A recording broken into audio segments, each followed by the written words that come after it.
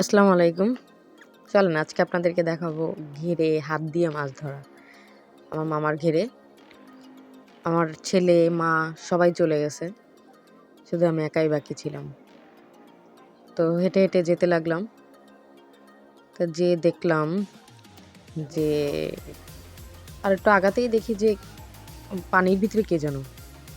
তো দেখলাম আমার মামা নিজেই পানির ভিতরে। কিন্তু আমি ভুল রাস্তায় চলে আসছি। ওরা সব ওই পারে। তা ভাবলাম আমিও চলে যাই ওদের ওইখানে। আমিও মোড় ঘুরে আবার ব্যাক নিলাম। ওদেরকে দেখা যাচ্ছিল এটা হচ্ছে একর পাশেই আমাদের সরকারি জায়গা। তো খোলা মাঠ। তো আমি এখান থেকে ওদের কাছে যাওয়া শুরু করলাম। এবার ওদের ওখানে যাচ্ছি। ওরা সবাই এখানে খেলাধুলা করতেছে।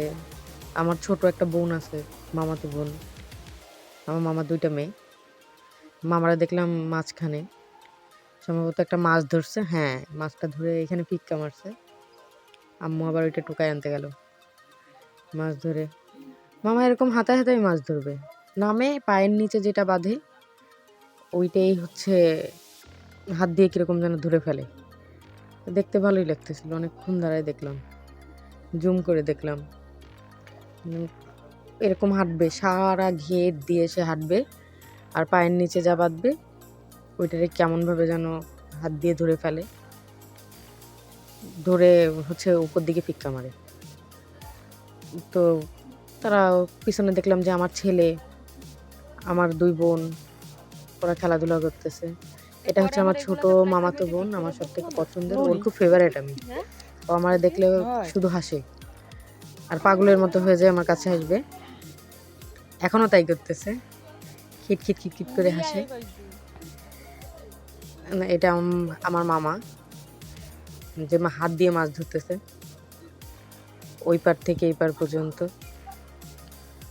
এই পার থেকে ওই মাথা পর্যন্ত যাবে। অনেক বড় ঘের, ঘেরটা অনেক বড়। এখানে মাছ চাষ করে সে নিজেই। তেলাপিয়া মাছ, রুই মাছ, মাছের অভাব নেই। কিরকম যেন হাত দিয়েই ধরে ফেলে মাছ। মাছ এখনো সে মাছ হাতাচ্ছে। প্রায় ৩টা-৪টা মাছ অলরেডি আমাদের হয়ে গেছে এখানে ধরে। মামা ফিক্কা ফিক্কা ফালাইছে অনেকবার। এবার হচ্ছে গিয়ে সামনের দিকে এগিয়ে যাবে, এগিয়ে যেয়ে দেখবে এখানে একটা মাছ ফিক্কা মাছকে খুঁজে পাচ্ছিল না। এই মাছটাই কুয়ার ভিতরে পড়ে গেছে। পিছন দিক থেকেই গরু আমাকে করলো একটা। ওইটুকু আর না দেখাই। আমার ছেলে এই পাশে খেলতেছে, ছেলে, ছোট বোন, মামাতো বোন র্যাকেট খেলতেছে এই পাশে, আর ওই পাশে মাছ ধরতেছে। এই যে আর একটা মাছ, অনেকগুলো মাছ হয়ে গেছে। আজকে এতটুকুই রান্না, ছোট ছোট করে বানাই। সবাই পাশে থাকবেন। ধন্যবাদ সবাইকে।